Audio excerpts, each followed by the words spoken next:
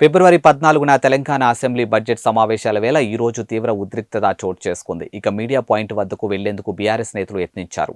అయితే సభ జరుగుతున్న సమయంలో మాట్లాడవద్దని నిబంధన ఉందని బీఆర్ఎస్ సభ్యులను పోలీసులు అడ్డుకున్నారు. ఇక దీంతో బీఆర్ఎస్ ఎమ్మెల్యేలు బారికేడ్ల వద్ద ఆగిపోయారు. కొత్త నిబంధనలు ఏంటని కేటీఆర్, హరీష్ రావు పోలీసులతో వాగ్వాదానికి దిగారు. ఇక సభలో అవకాశం ఎవరిక మీడియా పాయింట్ వద్ద కూడా అవకాశం లేదా అని ఎమ్మెల్యేలు మండిపడ్డారు.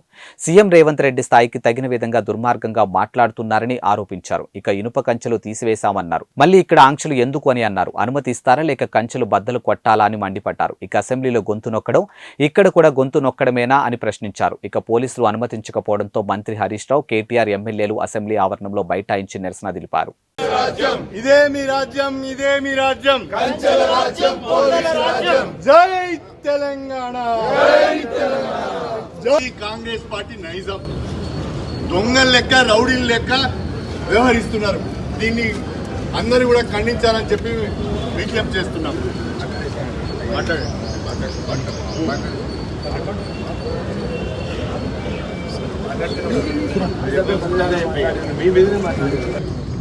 ఉపయోగించడం జరిగింది. దీన్ని మేము తీవ్రంగా ఖండిస్తున్నాం. శాసనసభలో ముఖ్యమంత్రి గారు మాట్లాడిన వివిధ శాసనసభ్యులు మా పైన చేసిన అసభ్య పదజాలాన్ని రికార్డ్స్ నుంచి తొలగించాలని కోరుతున్నాం.